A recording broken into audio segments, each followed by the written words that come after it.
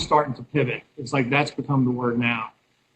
Is how do we pivot? How do we adjust to this? I could speak to, I'm here in Wilson, North Carolina, and we, like I mentioned at the beginning of our meetup, we have a co-working space that it's under construction, and we're already starting to think about how do we make this conducive to the world that we're going to be in once restrictions start to get reduced and people can gather again, and we can have a place like the Exchange where its total design is not just for economic development, but to really drive entrepreneurship, drive innovation, and have a place for that kind of ecosystem to really start out and grow.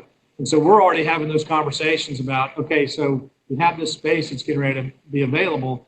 How do we change what our original perceptions were about it in this new world that we're walking through? So it's interesting to hear. I think that's what everybody's doing is, okay, I've got to pivot here, and what's the best way to do it? And then when you look at the stories you guys are telling and the examples you're giving, then everybody starts thinking, okay, I'm not the only one out here that's trying to figure this out.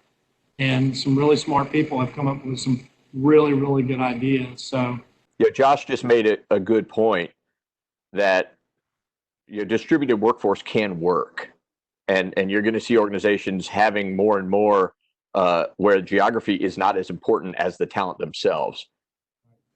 There's a very high probability, over the past number of years, for last decade at least, there has been a kind of reurbanization movement where people have been moving into bigger and bigger cities and wanting to live in downtowns.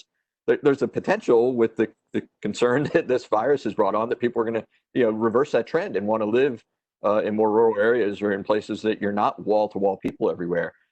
But fundamentally, the technologies that we have allow you to work from anywhere for many organizations, as long as you have the foundation of broadband and technology behind it. And I know that's really what Gig East has been built on, is the work that Greenlight did before that.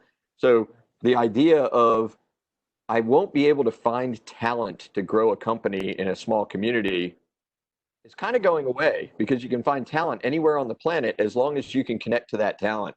But I don't believe as humans that we're ever going to get to where we all are happy just working in our homes all day. We're still humans. We still want to connect and convene. And so, a place like the Gig East Exchange gives a place to still have that human interaction, but not to have to be in San Francisco or in New York City or in Boston.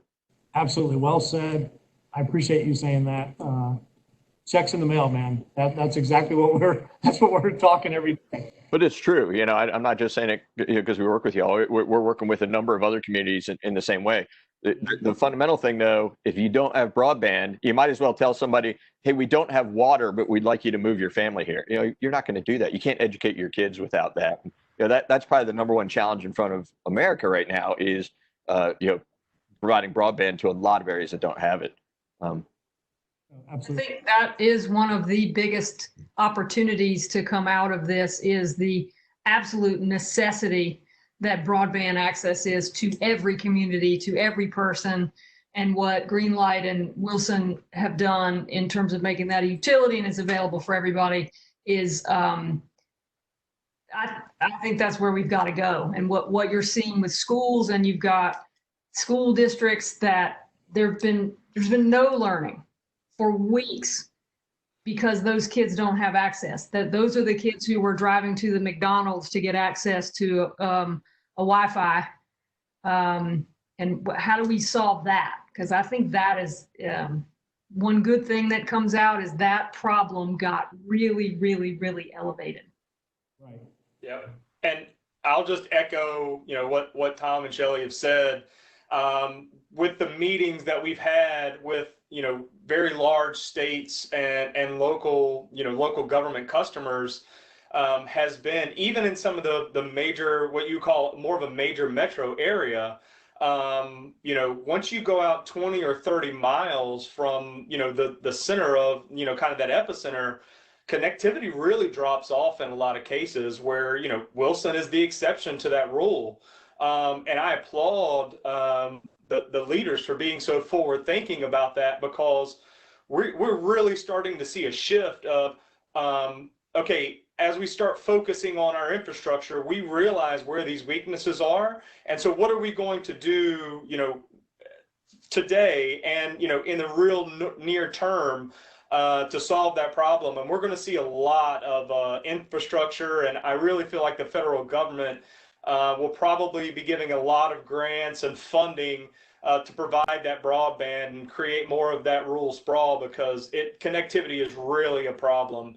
I've got customers today that are school districts that are putting cellular backed routers on buses and directional Wi-Fi antennas in huge parking lots that are not being used, so students can drive up in their vehicles and use their Chromebooks or their laptops, iPads, what have you, and connect that device to the school's network, because that's the only internet service that they have. So I really think that's going to be the number one area of focus we see in the short term. I totally agree. I mean, it was always being discussed. It was always being talked about, but no real firm, huge, nationwide plans of action. And I think now that hand's been forced, because now everybody's working from home and they're trying to homeschool and they're doing all the things that the three of you just mentioned. And now it becomes very much, it's like, you've heard people say it before, it's like everything else. You should have that kind of access like you have electricity or you have running water in your home.